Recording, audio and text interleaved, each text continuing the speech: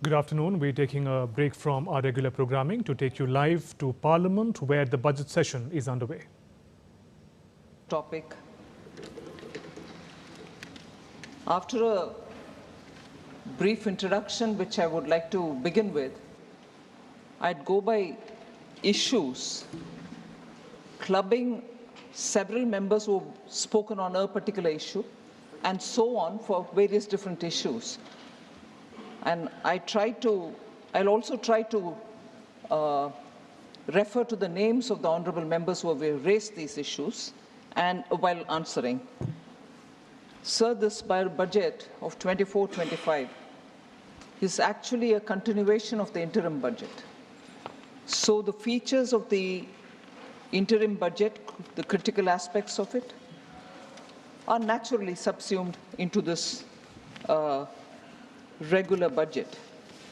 And since 2014, the principle which has guided us is the Sabka Saath, Sabka Vikas, Sabka Vishwas and Sabka Prayas, which continues in this budget as well, and hopefully will guide for the next 5 years, this set of 5 years being very critical in taking the first steps towards building a Vikasit Bharat by 2047. This budget strikes a fine balance amongst several overriding priorities. Growth, employment, welfare spending, capital investments, and fiscal consolidation are all equally given a place, and we've tried balancing all of them. Sir, I had promised in this House in 21-22 the government would endeavour to attain a fiscal deficit to the GDP level below 4.5% by the year 25-26. We had reached an unprecedented high number of 9.2% in 2021, and we are well on track to attain that target. According to the IMF, India's share in the global growth is 16%, and it is also rising. While this budget seeks to consolidate our earlier accomplishments, I have announced a slew of measures aimed at providing renewed impetus to the manufacturing sector. I would just like to take a few minutes on expanding on this. The aim is to boost domestic employment, create employment opportunities, and ensure high and sustained increase in India's share in the global GDP over the next 5 years. Several measures have been taken. In this budget in particular, we had mentioned about the basic customs duty, which has been reduced, and on specific items, together with the production-linked incentives given for mobiles. India now already produces 97% of all the total mobile phones in demand in the country, and 30% of total production in India in the year 24 has gone for exports exclusively. So, India's production-linked incentive scheme stands out as a successful scheme, taking this one example, and in the other 13 sectors, 14 together, 13 sectors also, we see a lot of interest in investing and producing so that India becomes a manufacturing hub. The production-linked incentive scheme, which was brought in because we wanted to attract a lot of investment into India, is seeing a lot of interest and continues to see a lot of interest in investors. Further, in this budget, we also set up a critical mineral mission for domestic production and for recycling of critical minerals. We also are envisaging overseas acquisition of critical mineral assets. Further, we fully exempted customs duty on 25 critical minerals and reduced the basic customs duty on 2 of them. 2 were differentiated from the rest for particular reasons. So reduction in 2 and full exemption for 25 other critical minerals. I've also announced, sir, the development of investment-ready plug-and-play industrial parks in and around 100 cities of India. So that would immediately be a big attraction for people to come and set up businesses, being closer to cities that will enable them to have good skilled workforce to be employed. We are working towards establishing 3 centers of excellence in top education institutions for realizing the vision of Make AI in India and Make AI Work for India. That was mentioned in Budget 22-23. We are further strengthening the artificial intelligence excellence centers being built in top education institutions.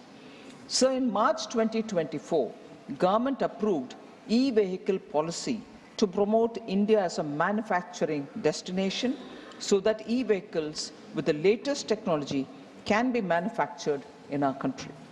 So furthermore, I go back to the point that I had made in 2021 budget about the new public sector enterprises policy, which clearly opened up all sectors in India for private participation also. Public sector will continue in critical core sector and strategically important sectors, but private sector has been now allowed into every sector, none of which is reserved for public sector alone. I take the example of the space sector, sir, here. Opening up has helped, and today space sector startups are receiving funds, and India is now becoming a big hub for space sector innovation and space sector startups. The recent newspaper announcements have been clearly stating the kind of investment interest which is being generated. The figures are not readily available with me, but I know that $126 million funding was received by startups in 2023. But that continues, the flow continues.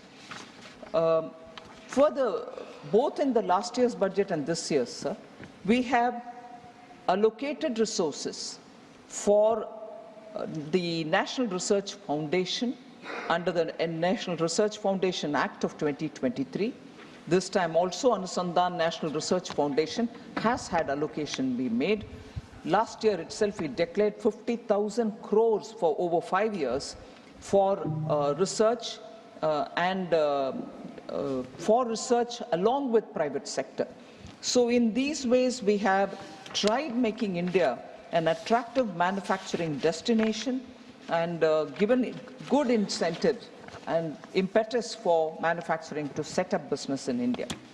So a brief look at some highlights of the numbers that I want to speak about. The total expenditure in the Union government's budget statement 24-25 is 48.21 lakh crores. The total expenditure in the regular budget 24-25 is 54,744 crores more than that of the interim budget which was presented in 1st February this year. So the highlight that I would like to draw the attention of the honorable members is that capital expenditure is pegged at 11 lakh crores, and this is one of the biggest ever allocation made for capital expenditure, and this shows a 17% increase over the provisional actuals of February of FY 23-24 over the last year. 17% increase over the last year. But in this context, I would like to highlight one important fact about the capital expenditure which happened during the UPA era. Capex allocation was 13.19 lakh crores between 2004-5 to 2013-14. The 10 years of UPA saw 13.19 lakh crores, whereas during our 10 years ending 2024, The allocation for capital expenditure is 43.82 lakh crores. So the emphasis that we've given, particularly after COVID, for the capital expenditure being one of the very important routes through which the economy revival can be planned, has actually shown result, but the actual numbers are these. So there is also interest among members to know if the transfer to the states has been proper and as has been recommended by the finance commissions. I would like to underline that our unflinching commitment to cooperative federalism, the total resources proposed to be transferred to the state this year, 24-25, is estimated to be 22.91 lakh crores. This actually entails an increase of about 2.49 lakh crores over 23-24. Even compared to last year, it's an increase of about 2.49 lakh crores. Similarly, the outlays for all union territories has also increased from 61,118 crores in 23-24 to 68,660 crores in 24-25. So the states and the union territories are clearly getting in time the resources which are expected to be released for them. Although the budget documents have details of different schemes, I'm moving over to this point about sectoral allocations. So there is this interest to know if the allocations for certain particular sectors have increased or decreased. I would like to just give a comparative picture, sir. Agriculture and allied sectors in 24-25 received 1.52 lakh crores, which is 8,000 crores more than the last year. There is no reduction. Just for comparison, 2013-14, when the UPA government term was over, they had given only 30,000 crore. 30,000 crore then, 1.52 lakh crores now. Sir, education, employment and skilling, 1.48 lakh.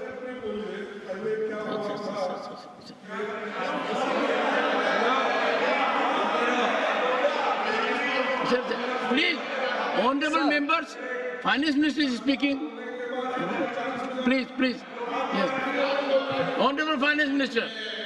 Sir, 24-25 budget for education, employment and skilling is 1.48 lakh crores, and it is 28,000 crores more than the last year, whereas again 2013-14 it was only 85,000 crores. Women and girls, 3.27 lakh crores in the current budget, which is 41% more allocation, 96,000 crore more allocation compared to the previous year. 96,000 crores it was in 2013-14. Similarly, for rural development, sir, 24-25, the current budget gives 2.66 lakh crores, 28,000 crores more than compared to last year, and it was just 87,000 crores in 2013-14. Urban development, 83,000 crores and 7,000 crores more than the last year, 12,000 crores in 13-14. Health and social welfare, sir, 1.46 lakh crores.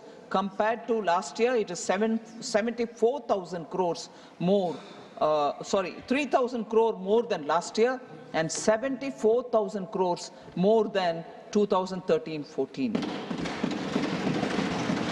So also already mentioned about the fiscal deficit.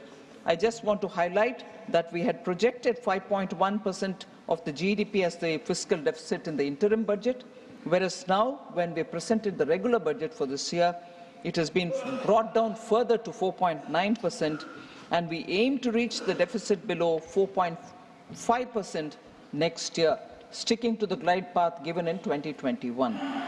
And it was also said in the budget speech that from 26-27 onwards, our endeavor will be to adhere to a path that ensures that the central government's debt as a percentage of GDP is on the declining trend. Our focus will be on that. So I'd like to mention in this August House that the average weighted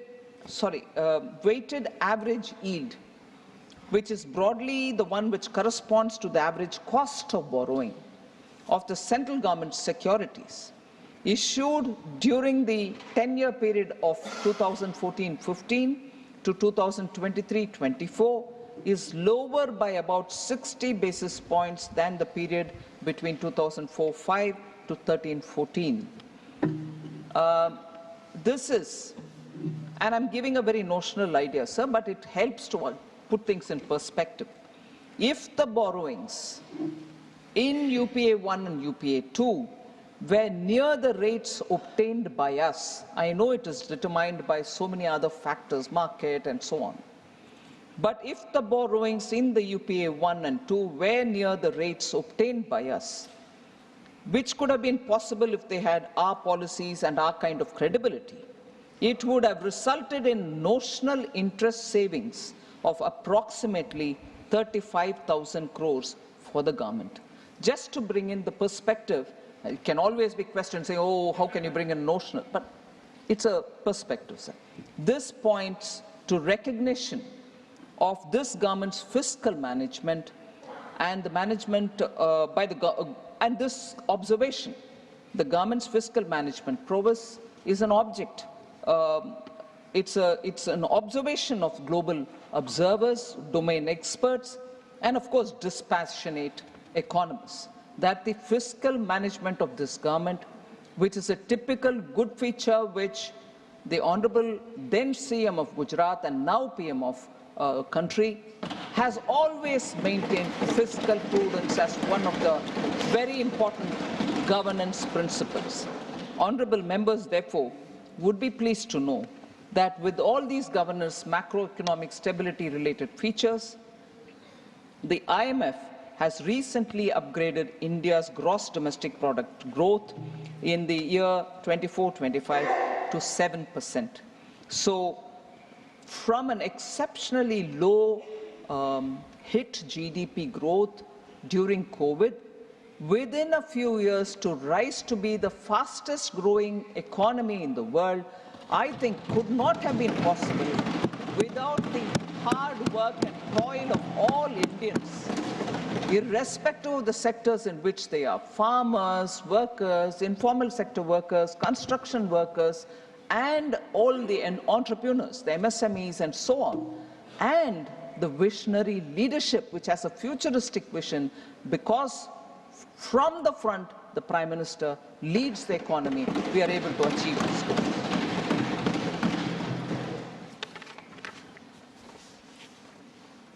So I also presented the budget for the Union Territory of Jammu and Kashmir. I just want to highlight a few important features before I move on to responding to honourable members' issues which they had raised on the budget. So I'm happy to inform that the concrete steps that have been taken by the Union Territory administration to free itself from the legacy fiscal distress related issues which they had inherited from the erstwhile state. And this has borne good results. With substantial financial support given by the Government of India, 17,000 crores have been provided as support in the Union Budget of UT this year. The fiscal deficit to GSDP ratio of the Union Territory of J&K is estimated at 3% for the financial year 24-25. There is clearly a sign that public finances of UT of Jammu and Kashmir is now back on the rails. The government has worked very hard, unhindered, towards fulfilling the development aspirations of the people of Jammu and Kashmir with great sense of fiscal responsibility. Because I'm dealing with Jammu Kashmir budget now and later I go to the general budget, there are issues which have been raised about J&K budget which has been tabled in this House, both inside and outside of this August House. Now, I take this opportunity, with your permission, sir, to address issues which have been raised in this House, and equally, because of importance given, of those issues which have been raised outside as well. So the first issue is borrowings have risen from 12,000 crores to 24,000 crores in the last 2 years, and it is unprecedented, and it shows fiscal mismanagement. This is an allegation. I'd like to respond, sir. Unlike other states and union territories, J&K has been plagued with pressures from externally sponsored terrorism. This is not a secret, all of us know it. In addition, historical legacy of poor governance, and I reiterate this point, sir, historical legacy of poor governance and low revenue base had created a situation of near perpetual distress and dependence on the union government.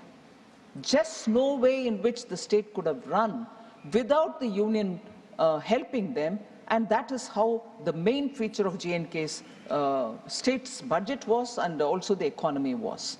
With given this kind of a legacy inheritance that we've got, as part of the efforts to correct lingering fiscal distortions and for enabling transparent disclosure of the fiscal situation, the Union Territory Administration has brought off-budget borrowings onto its books. This has been done within the borrowing ceiling allowed to the Union Territory in each of the years which have gone by. So this is something which I have to state with conviction, that the UT was permitted to undertake additional borrowings against unutilized borrowing space from the previous years to take off-budget borrowings on the budget and finance its expenditure commitments. So the questions also, or the allegations also were that fiscal deficit was pegged at 1.6% and it has turned to 5.36 in FY24, more than 3 times the original estimate. And also that the capex has been slashed by 10%. The question therefore was, will the central government take blame for fiscal profligacy at the state level? I'd like to dispel any confusion in the minds of people. Along with the special support of 17,000 crore which has been announced in this budget from the union government, several other things are happening along with the efforts in recent past would reduce the fiscal deficit, and I hope it will reduce the fiscal deficit to 3.3% actually in 24-25. So it's not just the 17,000 crores that has been given as a special support, but also because of the efforts which are being put in the last few years, I think fiscal deficit will be back at 3%. While tax revenues, sir, have seen impressive growth, efforts on metering has improved billing and collection efficiency in the power sector, and that has also resulted in non-tax revenues increasing from 5,148 crores in 22-23 to 6,500 crores in 23-24. It's a big reform step that has been taken, well received by the people, and as a result of which we are able to have collection efficiency in the power sector. And I appreciate the J&K administration for having taken this effort, which is showing results for its own benefit. The Union Territory has also very important points, and this is a point which I submit to your consideration and for the August House to recognize, that the Union Territory has discontinued the earlier practices of running hundis and overdrafts from J&K Bank for its day-to-day cash management. This was a feature, sir. Every year, this would literally be a burden on J&K Bank, and equally a lazy comfort for the administration, that they could do this operation with the J&K Bank and get away with being transparent in the way in which they handled their accounts. I'm glad that this practice has been discontinued. During the last 4 years, the J&K Bank has made a remarkable turnaround from a loss-making bank of 1,139 crores of rupees in 2019-20. The bank has now made a profit of 1,700 crores in the year 23-24. So that is the kind of turnaround, and that's the kind of efficiency with which the bank is now performing, being run professionally since after 2019. Capital expenditure for the Union Territory, sir, has also increased from 10,634 crore rupees 22-23 to 12,101 crore in 23-24. So recording a 13.8% growth. So J&K, Union Territory and their situation is in a healthy fiscal situation, being able to meet the development aspirations of the state. One other point of criticism, if I may say so, has been that the state's tax to GDP ratio increased from 5 to 8% in 3 years. Does this mean the people of J&K are subject to heavy taxation without any corresponding increase in their welfare? This is one of the questions asked. I like to highlight, sir, that the J&K situation, J&K's higher tax to GDP ratio is due to better compliance and effective monitoring of the taxation system. I like to mention that with the introduction of GST, tax rate across the country is the same on all GST products. The rate of taxation on non-GST items are either at par with other states or only lower and not higher in J&K. Revenues from GST, motor spirit tax, excise, stamp duties were 9,467 crores in 2019-20.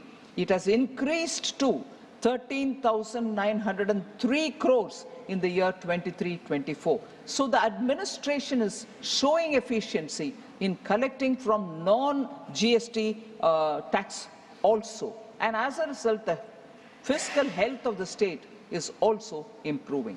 So the UT has also given care to expand the dealer registrations, improved GST return compliances, initiated a lot of e-stamping systems, and conducted transparent excise auctions. Very important, sir.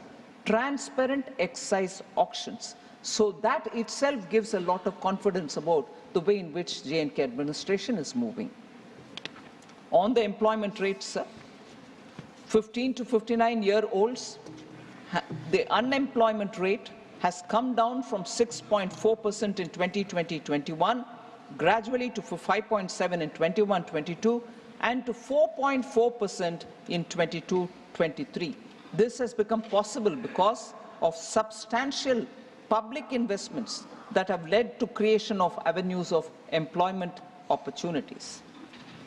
Sir, I'd like the honorable members and yourself, the honorable chair, sir, to listen to the next issue, for which I will give my response. But I'm a bit concerned about the way this kind of a charge has been made on the union government. Sir, the allegation is, and I read it, perhaps the most worrying development is the FM's announcement that the union government has agreed to take the entire burden of the budget of police in J&K by spending 12,000 crores. It further goes to say this was earlier being done by the union government as part of the security reimbursement expenditure. Why hasn't that been, or why has that been repackaged from a reimbursement situation, is the question. Further, has the police salary liability been taken over by the union government in perpetuity, is also a question. To add to it, and this is the most interesting part, sir, does it reflect the government's intention to rule the state from Delhi in perpetuity by retaining home affairs of J&K with the union government? Will the FM commit in the House that taking over police salary liability is not a Trojan horse. I'd like to respond to this, sir. The scheme on reimbursement of security-related expenditure continues even today. So it has not been discontinued. Had it been discontinued, you will have the suspicion. But when it has not been, why would you have the suspicion in the first place? Or is it being not cared for, or you want to put it in the side and still generate a conversation based on just your apprehensions? I'm not sure if it is a responsible way to approach this issue. Second, sir, if at all, and I'm saying this with a bit of a hesitation, but I want to say this. If at all, sir, there was a Trojan horse as regards J&K, it is Article 335A and Article 370, which were the real Trojan horse, because it was not even made as a part of the constitutional amendment. It was just put in the appendix as though that's also part of the Constitution, but it was not duly brought as a constitutional amendment. But for those who are carrying that Constitution nowadays and showing it, they should explain to us, was that not a deceit? And is that not the Trojan horse to keep J&K not integrated with India? With that done, with that kind of a Trojan horse approach, you're asking us that when we take the burden of J&K police money, so that the J&K administration will have more money to do developmental activity and the center can take the salary of the J&K police, to insinuate that this is being done with an intention of for perpetuity. I'm sorry, this entire approach is making me wonder if this is being done deliberately so that there can be a kind of a, atmosphere created of doubt about India, about India's governance, about India's federal structure. This approach, I'm sorry to say, sir, is not healthy. And to just put it out, to say that this is how we perceive it. You've been in governance for more than 70 years. Not 70, 50, 40 years. I'm sure you understand the significance of what is going on and the way in which that state is being restored back to be a part of India. We belong to a party, sir, which firmly believed from the beginning, from 1947, Ek Desh, Ek Nishan, Ek Vidhan, unlike the Congress party. Sir, and I'm afraid to say, separatists who are self-proclaimed are coming into the Congress party with red carpets thrown for them to come in. Separatists who were the ones who caused permanent and perpetual problem there. Now post-2019, we are at least being able to develop the state even as we are containing terrorism. Whereas now, like earlier, terrorists are being, self-proclaimed terrorists are also being welcomed in the Congress party, sir. Sir, therefore, not yielding. She is not yielding. Mr. Randeep Surjewala, she is not yielding. Okay, go ahead. Sir, please, threat to let's not have this practice. federalism. This side also, please. Threat to cooperative federalism is a topic on which there's been a lot of discussion, based only on the fact that the budget speech mentioned only 2 states and it did not mention other states. Yesterday in the Lok Sabha too, I addressed this matter, sir. I wanted to highlight the fact that total resources allocated to transfer to the states in BE 24-25 is 22,91,182 crores, and that's an increase of 4,93,645 crores over the last year. So transfer to the states are going unhindered as per the recommendation of the Finance Commission, And I'll further elaborate that when I come to some of the members who have raised questions in particular on that topic. So, sir, in this respect, again,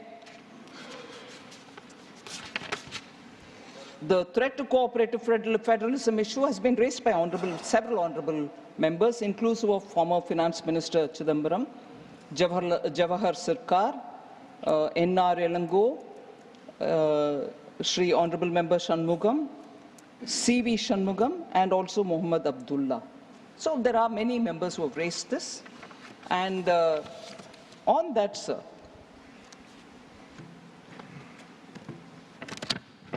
if the inference is that I've spoken about only 2 states and left the others out, it means monies are not even going to those states, is an immediate propaganda after the budget was presented in the House, which was taken up in a big way by the India Alliance.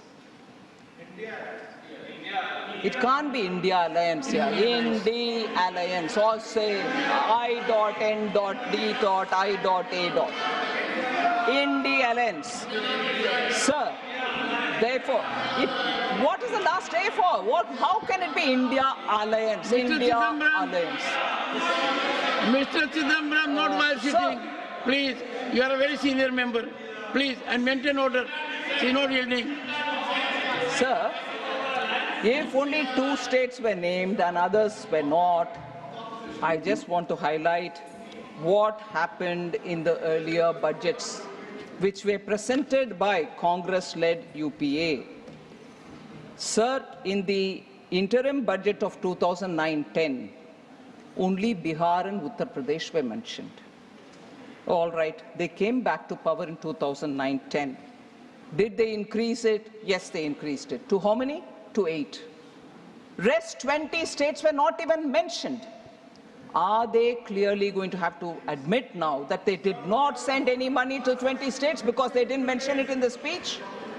So, I went back to reading every one of them, sir. 2004-5, only 11 states were mentioned, 17 were not. 10 were mentioned in the next one, 18 were not.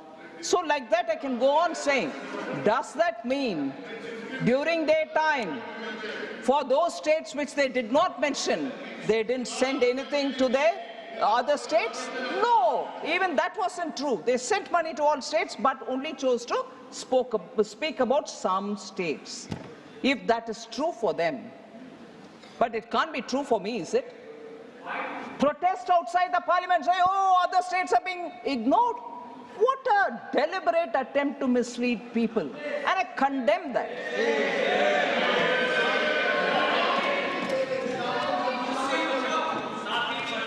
Sir,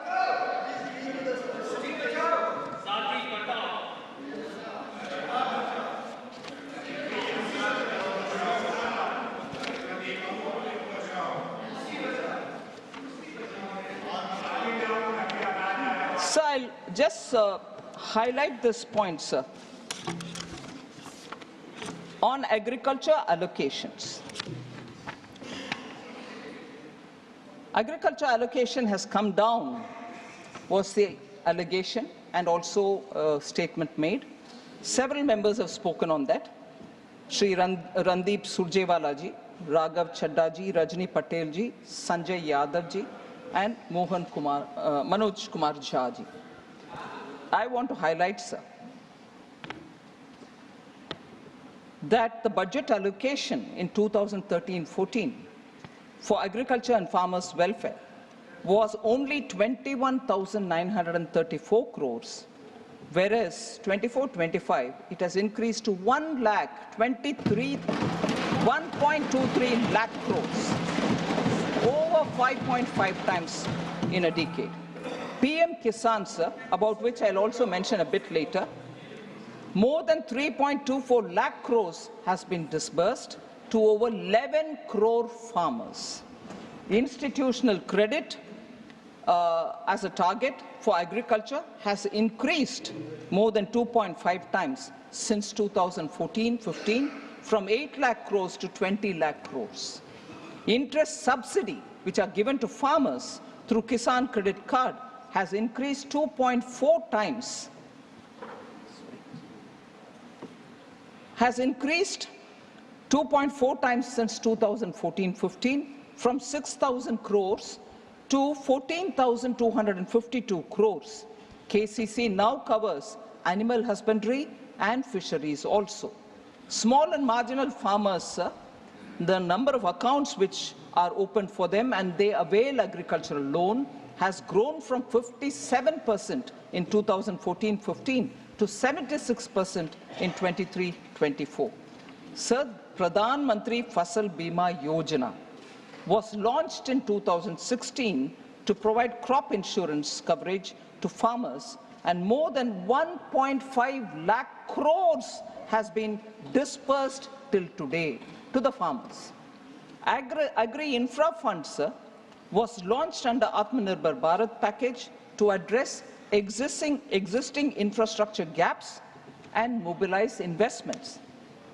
More than 35,200 crores have been sanctioned for 48,000 projects under the Agri-Infra Fund. So the money collected, although as a cess, much against the allegation which is levied on us, saying cess money you retain.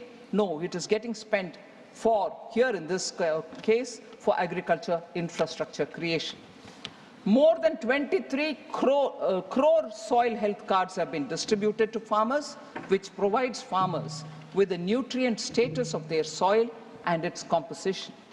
1.8 crore farmers and 2.53 lakh traders have been registered on the eNAM portal, which is a national agriculture marketing place. In the last 10 years, more than 11 lakh crore have been spent to provide fertilizers to farmers at affordable prices. Government has also formulated agricultural export policy in 2018 in the country for the first time. This has led to agricultural exports reaching up to 4 lakh crores of rupees. A separate Department of Fisheries has been set up in 2019 and assisting farmers with schemes worth more than 38,000 crores, which have been implemented in the fisheries sector, due to which fish production has increased from 95 lakh metric tons to 175 lakh metric tons, almost double in the last 10 years. Sir, this is where this insurance-related point which I said earlier, I have to repeat. In its 2004 election manifesto, the Congress party promised to implement a comprehensive crop insurance scheme. However, it was not till the NDA, which came to power under Prime Minister Modi, Fasal Bima Yojana was implemented. They could have done it during their time, but no, it waited for a manifesto. But that was 2004 manifesto, and they had 10 years after that. They did not do anything on that. The Congress said it would examine the feasibility of direct income support to farmers. However, it was not till 2019 when Prime Minister Modi gave PM Kisan Samman Nidhi. They state things in their manifesto, it lies in the manifesto. No, they don't implement when they come to power. The failure of their flagship scheme, which is the loan waiver scheme of 2008, has been, I've mentioned this several times, I'm not taking the time of the August House, but the loan waiver scheme was not even fully implemented. In fact, many of the farmers were not given certificate that they've cleared their dues and everything, so that after that they can go and procure the loan from the banks, because without the certificates, bank wouldn't give. 38% farmers hadn't been given the certificate, and they are sitting, loan waiver gaya, loan nahi mila abhi. That is the halat, that is the careless and laid-back fashion with which a sensitive subject like loan waiver had been handled by Congress party. Sir, on health and education, Honorable Member Sanjeev Arora, Sujit Kumar, and also Sagarika Ghosh had raised question. National health policy of NDA targeted only 2.5% of the GDP on health sector. So total allocation under health increased from 88,000 in 23-24 to 89,000 crores in 24, 89,287 crores in 24-25. PM Swasth Suraksha Yojana, under that 15 new All India Institutes of Medical Sciences have been approved, of which 9 projects have been completed starting from 2014. In 10 years, 9 new All India Institute of Medical Sciences have been completed, whilst total of 15 have been given sanction. Similarly, sir, 17 government medical college institutes have been approved, of which 10 projects have been completed. So attention given to health in different forms is what I want to lay before you for the consideration of the House. Sir, PM Jan Arogya Yojana, 34.28 crore Ayushman Bharat cards were issued, 94,225 crores have been authorized for hospital admissions. So the out-of-pocket expense of patients are all being brought down because of the various measures which have been taken out. Under Mission Indradhanush, cumulative total number of children vaccinated is 5.42 crores. Cumulative total number of pregnant women vaccinated is 1.31 crores. So the Pradhan Mantri Dialysis, National Dialysis Program, sir, has been implemented in 748 districts at 1,485 centers, and it deploys 10,077 hemodialysis machines. A total of 23.33 lakh patients have availed of this facility of dialysis. 2.7 crore hemodialysis sessions have been held as of 30th April 2024.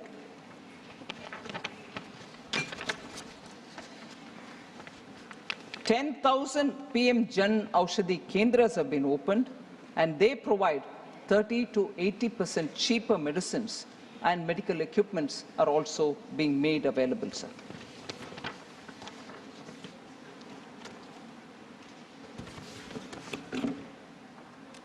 Sir, on unemployment, several members have spoken.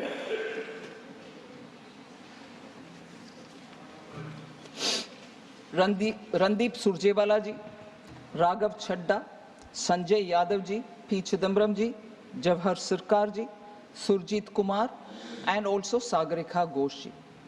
Sir, first of all, I'd like to present before you that our policy is to make youth competent, saksham.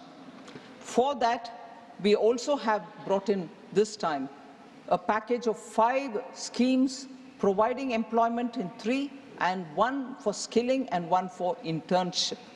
This package, we hope, together with also 48 crore mudra loans worth 25 lakh crore which have been dispersed, where now we want to increase the 10 lakh limit to 20 lakh. All these put together, we expect there will be a big difference in terms of skilling and internship and for job creation. But the UPA era jobless growth is something which we cannot forget. It hurt India's youth the most because RBI's CLEMS data showed that the total employment declined from 47.2 crores in 2012-13 to 47 crore in 2013-14. And the only period of decline, that remains to be the only period of decline recorded since 1981-82. So when it is declined there, to recover from that, even during the period, not much was done. Formal employment also was badly hit during UPA, especially in the formal manufacturing sector. The annual survey of industries, which is issued by the Ministry of Statistics and Program Implementation, showed a sharper percentage decline than ever seen during the worst of COVID pandemic. So even during COVID pandemic, that is not the kind of decline we saw as was seen during UPA's time. So, sir, on the employment, our facts which are given by the PLFS, Periodic Labour Force Survey, shows that the labour market indicators for persons of age 15 years and above have steadily improved from 17-18 to 22-23. Labour force participation has also increased from 49.8% in 17-18 to 57.9% in 22-23. Women's labour force participation has risen to 37% in 22-23 from 23.3% in 17-18. The unemployment rate has declined from 6% in 2017-18 to a low of 3.2% in 22-23. Youth unemployment, that is the age between 15 to 29, has declined sharply from 17.8% in 17-18 to 10% in 22-23. Sir, this is the annual periodic labour force survey report which is given this. And further to reinforce the fact, the SBI research report July 2024, India created 12.5 crore jobs during 14 to 23 compared to 2.9 crores created between 2004 and 14. So the distinct increase in the jobs created during the 10 years under Prime Minister Modi's leadership has to be highlighted, sir. In the last decade, the employability of Indian youth has increased sharply, rising from less than 34% in 2014 to over 51% in 2024, and will further improve it through the PM's package on employment and skilling.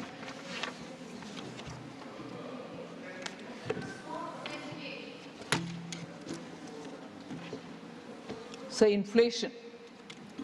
There's been a lot of discussion on that, sir. I'd like to give the data and also differentiate between the inflation which was present during UPA and our approach towards dealing with inflation now, so that we can see how inflation has been handled both under the UPA and the NDA. So we saw double-digit high inflation period under the UPA because of the policies which were reckless and inappropriate policies were taken on one hand, and inept measures to control inflation on the other. Domestic inflation. So this is a very important statement, sir. Domestic inflation used to be higher than the global average. That is very significant to be noticed. Post the global financial crisis of 2008, UPA government took stimulus measures to boost the economy. The problem arose, and I'm sorry I have to say this, when economists who are repeatedly quoted to us saying, reputed economists, you're not that, when leaders of that stature did not know when and how to withdraw the stimulus which was brought in after the global financial crisis, did not know when to and how to withdraw the stimulus, leading to a high double-digit inflation between 2009 and 13. High fiscal deficit as a result, and debt as a result, crowding out private investment. Sir, between January 2012 and April 2014, retail inflation was more than 9% in 22 out of the 28 months. So let's understand the gravity of this inflation which we have noticed during that time. No supply-side measures were effectively taken in those days, and as a result, relief, even partial relief, was not available for the consumers. UP inherited a very stable macroeconomic environment.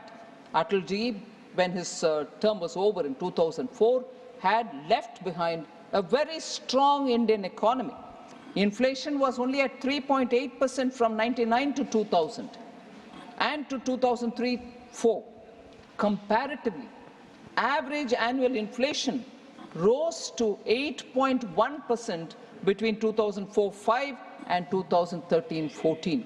Where is 3.8% and where is 8.1%, sir? That's their record on inflation handling. High fiscal deficit, decreased prioritization of capital expenditure, and that contributed to sustained high inflation, averaging double digits. For example, sir, India's inflation averaged at 10.1% January to April 2013, compared to the average of 3.9% across all the emerging markets. If emerging markets are countries where we can compare ourselves, they were only at 3.9%, whereas you had UPA keeping our inflation at 10.1%. So whereas, to contrast this with our period, over the last decade, sir, India's average inflation was only 5.1%, lower than the 5.8% average among the emerging economies. So we are close to it and even lesser than the average of the emerging economies' inflation. That is the difference between UPA's handling of inflation and India's handling of inflation. Sir, Congress means mehengai is something the common man knows as well, because the common man's slogan used to be and continues to be Congress aayi, mehengai lai. This has been the parlance of the normal people. So, Congress matlab mehengai. Sir, I want to. आपको क्या बोलना है? आपका achievement क्या है? आपका physical achievement क्या है? आपका फाइनेंशियल अचीवमेंट क्या है? Sir. कितने progress? Okay, sir. Please, sir. Honorable Finance Minister.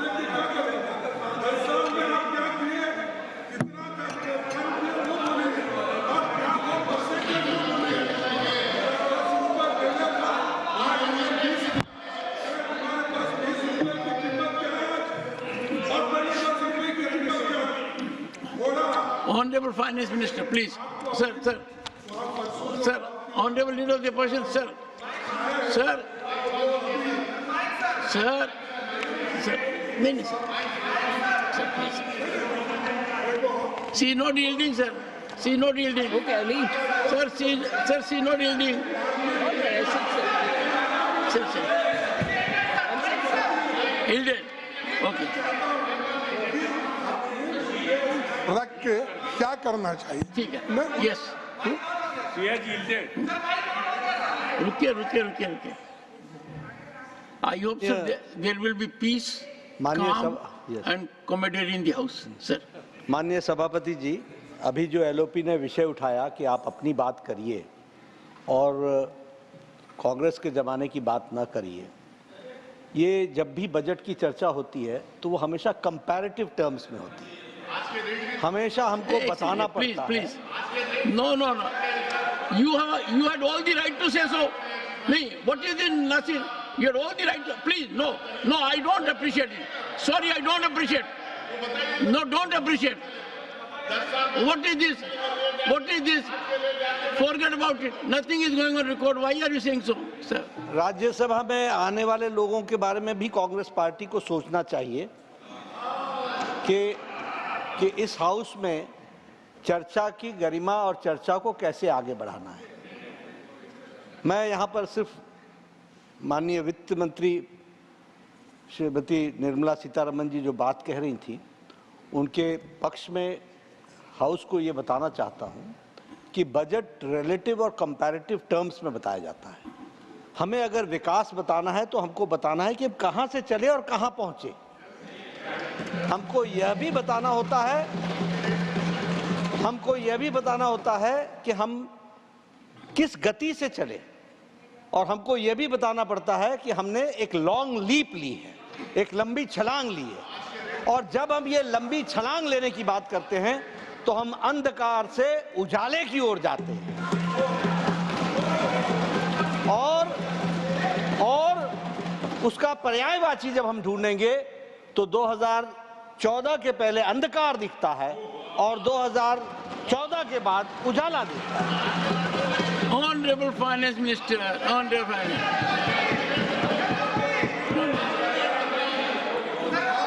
Minister, Nothing will go on record.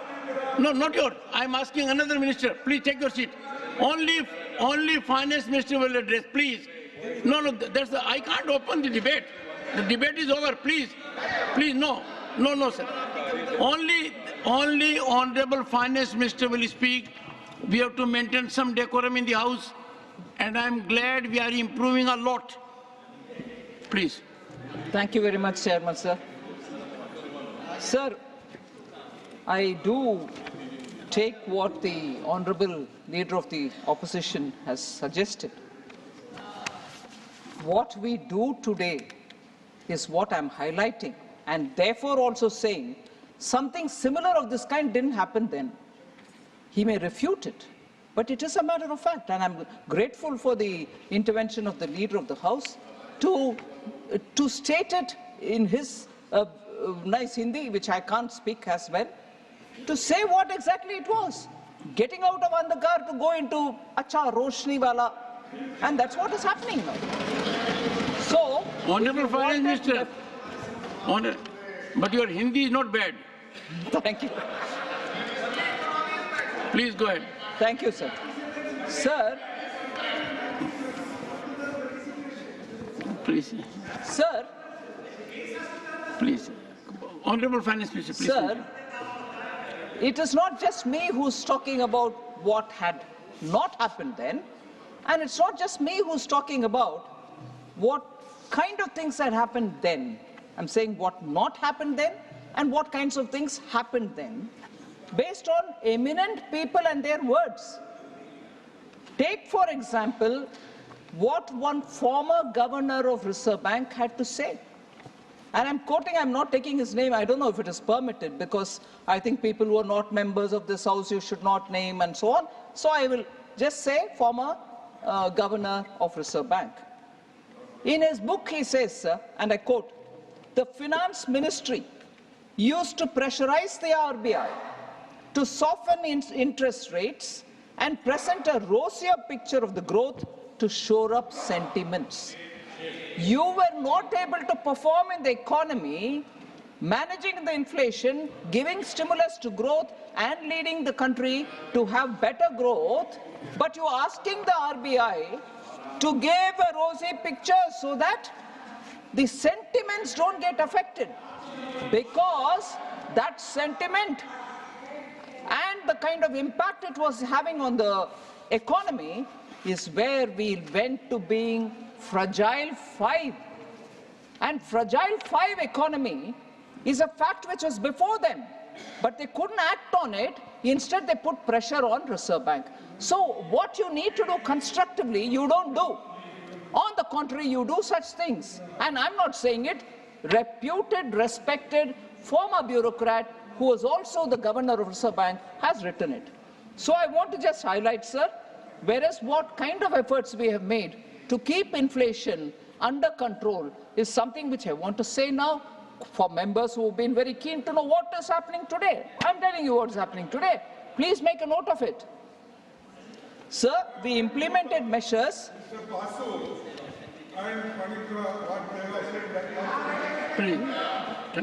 Sir, we implemented measures leading to a reduced average inflation of 4.5% in 14-15 to 2018-19, well within the RBI's target range of 2 to 6%. Sir, moreover, India's inflation during 2020 and 23 was much lower than the global average. So I want to highlight why it was so. Because competent and proactive measures were undertaken by the government to control inflation, and we managed to contain inflation at 5.7% from 2019-20 to 23-24, despite challenges which were unforeseen, and the size and the magnitude of COVID was something which all over the world, even today, has tarnished the economies, and they are not able to come out of it, whereas we have managed to be closer to the tolerance band given by RBI. Many countries faced 3 or 4 decade high double-digit inflation after the COVID pandemic. So I just want to list out the 5-year terms and the inflation rates which have prevailed. These are numbers which are already in public domain, but it's useful for us to compare so that we know what are policy-induced internal factors which drove UPA's inflation as different from NDA's inflation, which is largely driven by a pandemic and because of the global disruptions. So the difference between the inflation then and the inflation now are very clearly before us. NDA's period, sir, 5 years between 1999 and 2004, retail inflation was only 3.8%. UPA 1, 5 years, it was 6%. UPA 2, 10.2%. So if you were to take 10 years of UPA 1 and 2, it was 8%, 8.1%. NDA 1, sir, between 14 to 19, 4.5%. NDA 2, 5.7%, sir. NDA 1 and 2 put together, 10 years, 5.1% inflation. Where is 5.1 and where is 8.1, sir, of the 10 years then, 10 years now? So we need to understand that even when very important steps were taken, like cutting down on the excise duty of petrol and diesel by the Honorable Prime Minister, twice, once in November and once in June of 23, November of 22, every state tried to reduce. But for political scoring of a point, Congress-ruled states did not.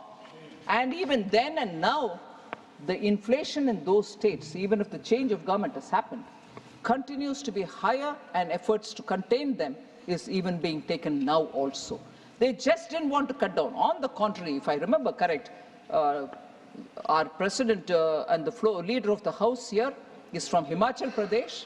The first thing the government did there after being elected was to increase the price of petrol and diesel. Now the cry for inflation in this House, questions on what action you're taking to contain inflation. Congress government in Himachal Pradesh, a small state, increases the price, and here the lecture is about contain the prices, bring it down. Congress can do that. So was the effort, so was it in Karnataka. So inflation and containment measures may be questions on us, and we are willing to answer. But what about those states which are being governed by Congress, sir? The steps that we've taken, the steps that we have taken to control inflation, sir, strategic policies for targeting inflation have been taken. PM Garib Kalyan Anna Yojana is to make sure that people get the bottommost layer, poorest people get their grains at least, so that they can have some kind of assurance that they have something to feed their family with. Government continuously offloads wheat and rice from the central pool under the open market sales scheme to increase availability in the market, steps that we are taking. To prevent hoarding and unscrupulous speculation, traders and wholesalers, big chain retailers and processors were required to disclose their stock positions of wheat and rice. We follow them, we pursue with them, and then ensure that the stocks are coming into the market. Under the price stabilization fund, sir, a dynamic buffer stock of pulses is maintained, and calibrated release of stocks contain the price, and we keep procuring to increase the buffer stock.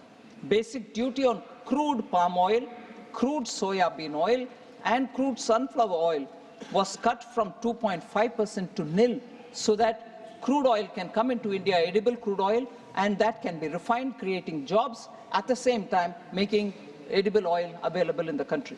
The agri-cess on oils was reduced from 20% to 5%. So we are reducing the revenues that we are earning, but making sure people get affordable price commodities which are important. On January 15th, 2024, this duty structure has been extended to 31st March 2025. So edible oil can be distributed with affordable prices, sir. We have also taken measures to make sure basic items like atta, rice, chana dal and moong dal are distributed in the Bharat Atta, Bharat Rice and Bharat Chana Dal and Moong Dal branded so that they can be sold at affordable prices. Per kg cost of atta is 27 rupees 50 paise. Per kg rice is 27.50. Chana is 60 rupees a kg. And Bharat Moong Dal is at 107 a kg, 93 for Sabut Moong Dal. These are being sold. 7 lakh tons have been sold of atta, 13.98 lakh tons of rice, 11.52 lakh tons of chana dal, and 2,984.37 tons of moong dal, both put together, Sabut and Dula Hua, are sold, which means people are benefiting from the wholesale distribution, which is under the brand Bharat. So therefore, sir, I want to make sure that the efforts taken by this government to contain inflation are informed to the honorable members, and they know that we are taking the necessary steps. Quickly on Poshan Abhiyan, sir, and Saksham Anganwadi, the question which Sujit Kumarji from BJD had raised. Poshan and Saksham Anganwadi allocations have only increased and not come down. 20,554 crores in 23-24 to 21,200 crores in 24-25. On per capita income also, RJD Sanjay Yadav ji has questioned. Sir, per capita income at constant prices grew at an average rate of 4% during 2012-13 to 2013-14. In all subsequent to those 2 years, except in 2019-20 and 2021, which were the pandemic years, the growth in per capita income at constant prices was higher than 2012-13 and 13-14. I can just read it out at constant prices, sir. 12-13 is 3.3, 13-14 is 4.6, and so on, except when in 2021 it was minus 8.9, it has recovered to be 5.7 now. So per capita income issue is also something I want to address.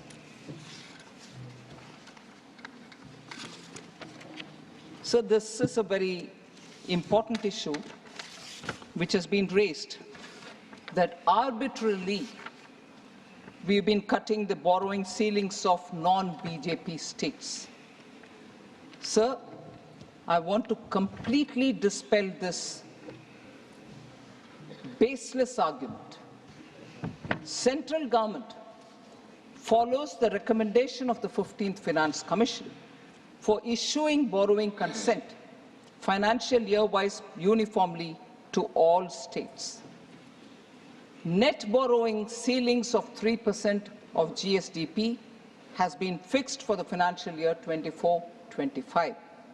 Borrowing consent is issued to all states by adopting uniform parameters as per borrowing guidelines. There's no difference here. All of them are treated the same. Moreover, the 15th Finance Commission has also recommended performance-based additional borrowing space of 0.5 of GSDP. This is linked to the performance in power sector reforms. List of states, sir, which have fulfilled the requisite criteria related to power sector reforms and availed additional borrowing space of 0.5% of GSDP, I'd like to present before you, sir. In 21-22, 22-23, and 23-24. Example, West Bengal, 6,911. These are additional borrowing over and above the 3% which is given unconditionally. 6,911 for 21-22. 8,352 for 22-23. It is in crores or 7,200. This figure is in what?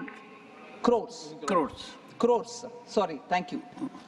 So 6,911 crores, 8,352 crores, 7,276 crores for 21-22, 22-23, 23-24. If that is West Bengal, sir, Tamil Nadu, 7,054 21-22 crores, 5,775 crores, 9,656 crores.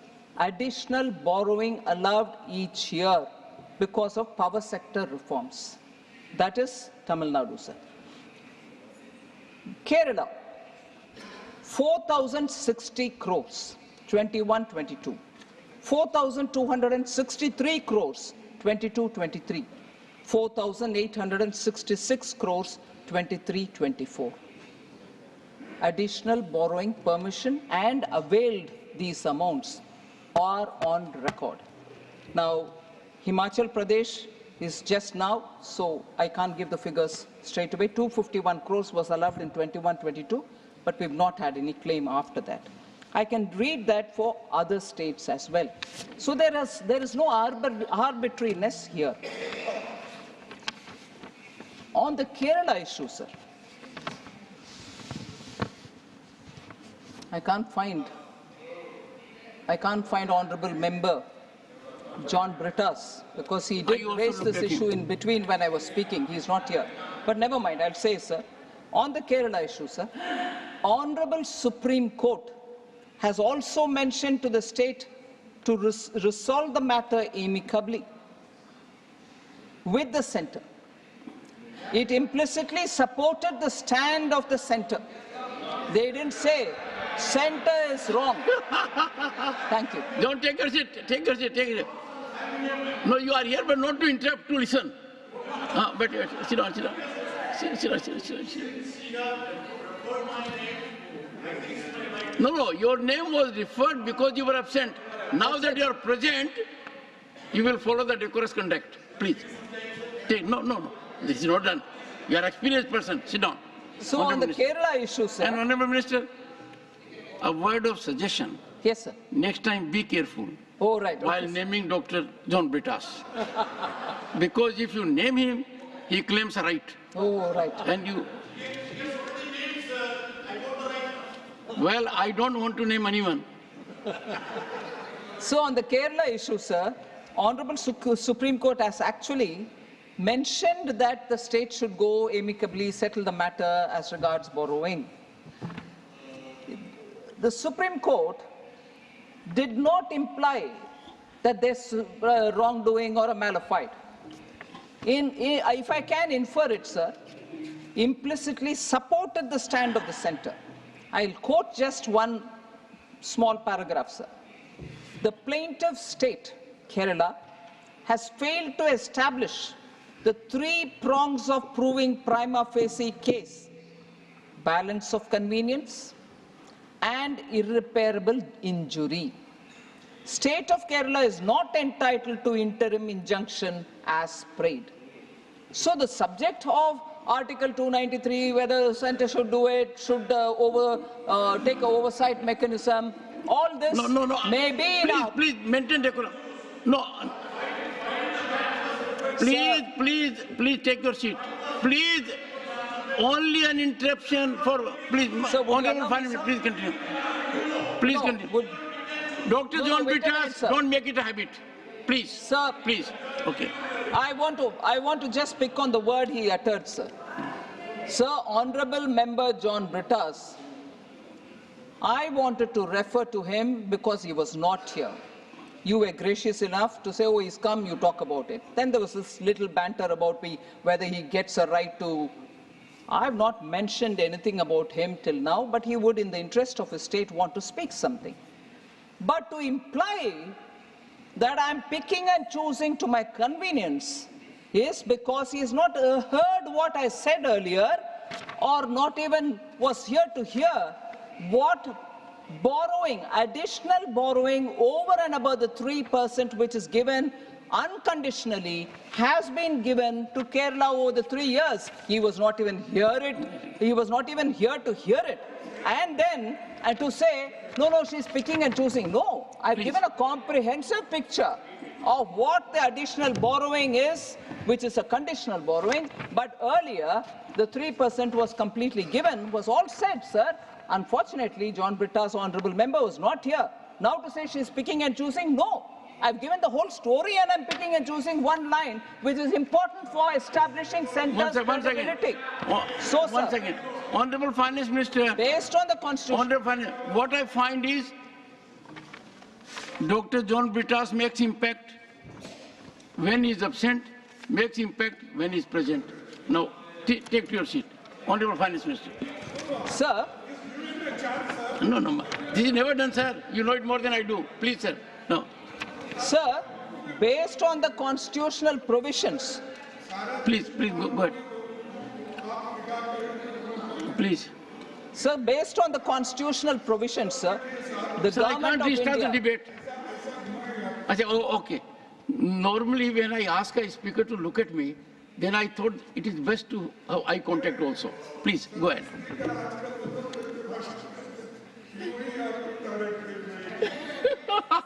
I'm following the rules, sir. Yes. No, the leader of the opposition has appreciated you. Thank you very much. Please go ahead. Sir, based on the constitutional provisions, sir, the government of India adopts a rule-based system.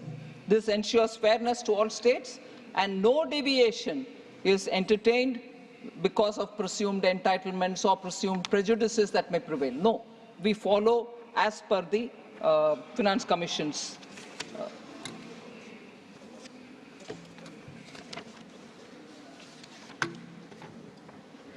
So they're related somewhat to this. Was this question on tax devolution to states is less than what is recommended by Finance Commission, a point that Sri N.R. Elango from DMK had raised. I'm not sure he's here. And you also have Honorable Member, Senior Member Tiruchi Shiva. I want to take a minute on this one, sir. We've heard members raising this voice that centre does not devolve actually 42% or the 41% post-JNK becoming union territory. I want to clarify on this a bit. Finance Commission, sir, recommends devolution of taxes as a percentage of net proceeds as defined in Article 279 of the Constitution. Net proceeds. Net proceeds is calculated after deducting cesses, surcharges, and cost of collection from the gross tax receipts. So the first matter is gross tax receipt. From there you remove cesses, surcharges, and the cost of collection, and then you arrive at net proceeds, and it is from the net proceeds is the devolution of 41% or 42%.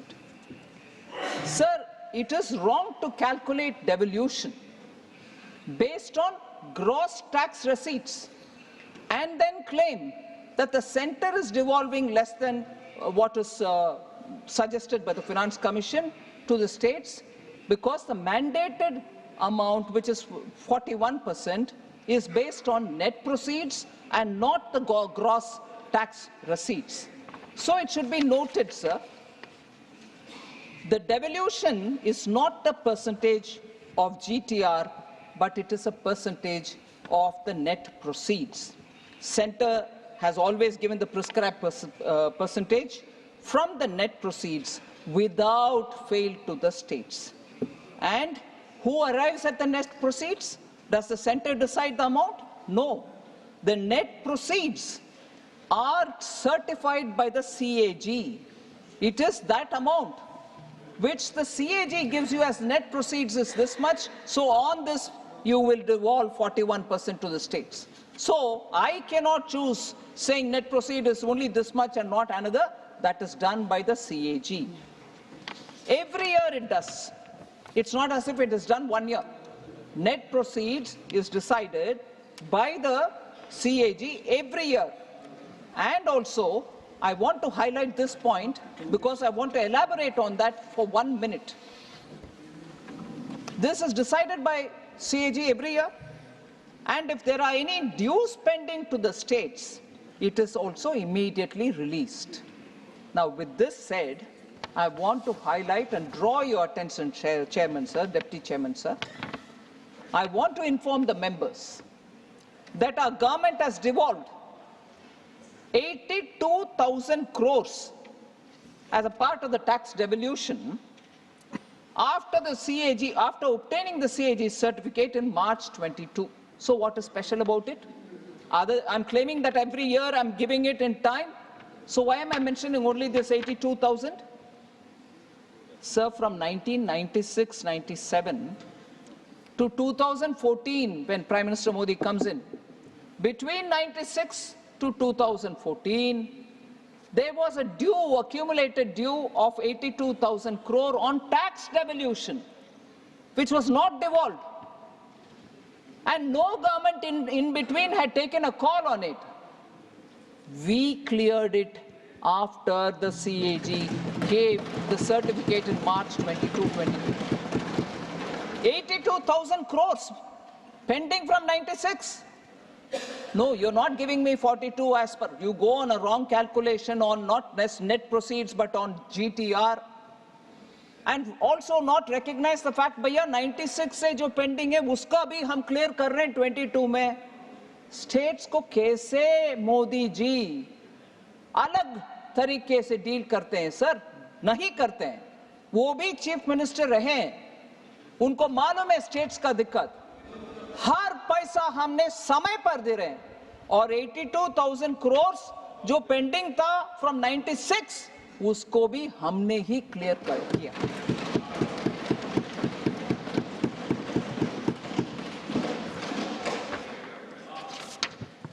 Sir, almost at the end, sir.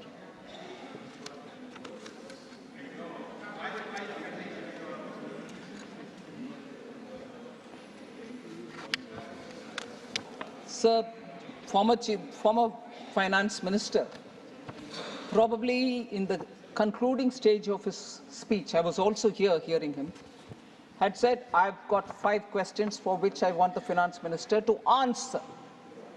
And the 5 questions pertain to minimum wages, legal guarantee, education loan waiver, abolition of Agniveer, scrapping of NEET. I just want to give a very quick response to each one of these points. Sir, minimum wages of 400 a day. Sir, I'm referring to the Honorable former Finance Minister, sir, who had raised 5 questions and wanted us to answer.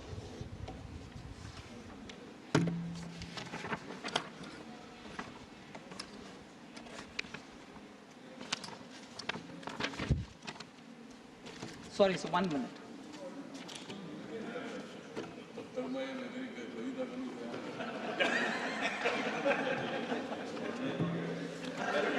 I think, but the best that has happened is the Honorable Finance Minister has not taken the... No. So,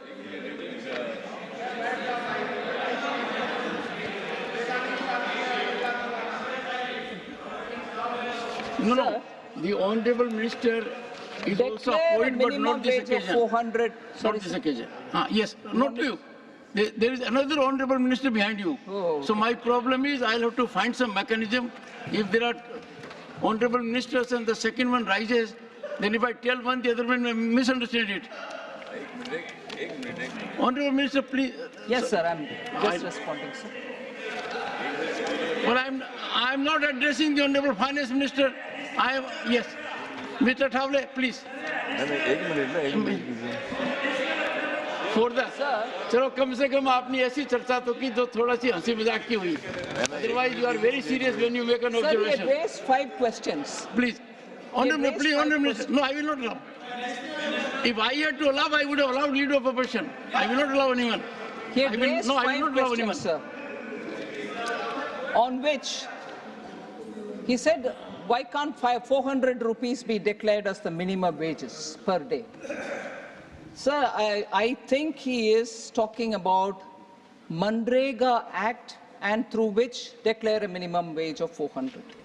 I just want to highlight on that presumption that Manrega Act of 2005, sir, Section 6(1) of the Act notwithstanding anything contained in the Minimum Wages Act 1948, the central government may, by notification, specify the wage rate for the purposes of the Act. It says that. And says, provided, that's a proviso, provided that different rates of wages may be specified for different areas. I also think because, probably because it was mentioned in the Congress manifesto, I'm a bit hazy on it, but his demand was 400 rupees per day minimum wage. Why won't you want to declare it? So I want to highlight, sir, the Rural Development Ministry, which deals with Manrega, since UPA time, has been declaring the minimum wage, and these are decided based on changes in the CPI-AL, that is Consumer Price Index Agricultural Labor, which reflects inflation in rural areas. It's based on that every year some kind of a notification comes. This has been the practice since 2005 to 2014. Our government has also followed the same principle. I don't know if I can use this saying in the English language.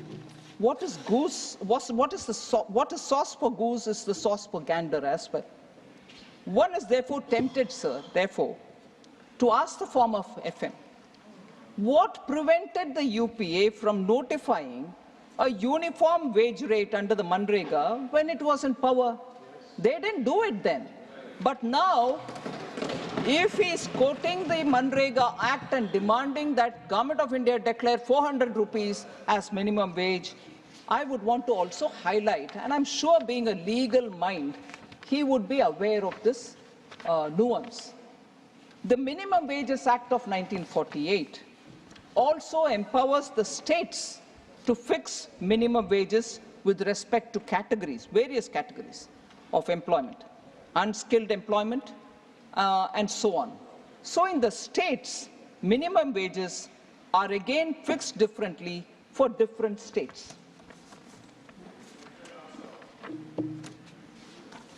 So permit me for a minute, sir.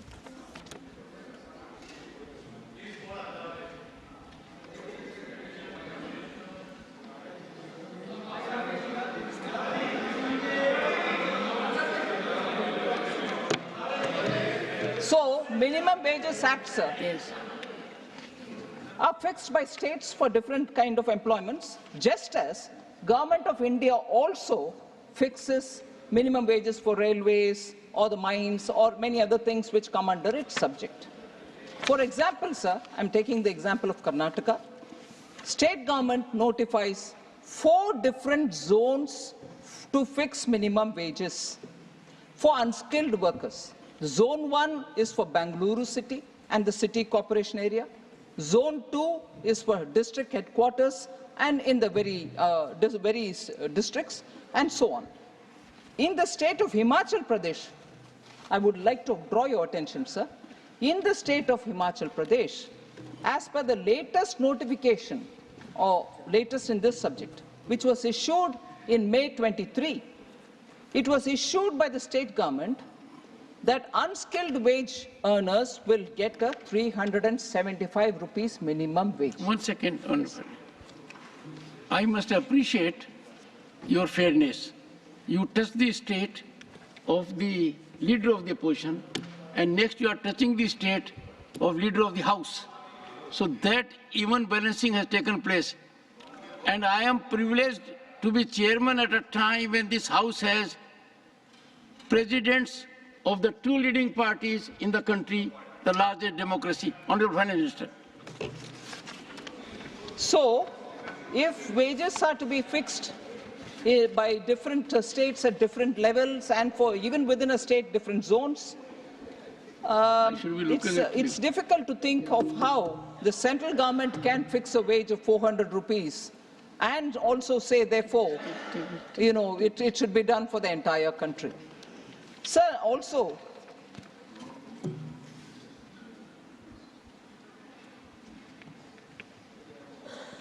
it must have been a slip of the tongue. I don't want to pick on it, but I'm very tempted, sir. In a speech, I think he claimed that he travels 500,000 kilometers by road every month. Must have been 500,000. We can overlook it. This does happen sometimes. If it was wrongly heard, I want I'll tell you, All the right. leader of the House made a mention of 7 crore and he quickly corrected that it was 7 lakhs. So from that we can ignore. All right. So education loans. He had a question to ask on education loans. So we have already announced measures for education loans in this budget for helping our youth who have not been eligible for any benefit under government schemes or policies. We have announced a financial support of 10 lakh for higher education within the country. E-vouchers for this purpose will be given directly to 1 lakh students every year for an annual interest subvention of 3% to the loan amounts. Sir, he also asked a question about Agniveer scheme.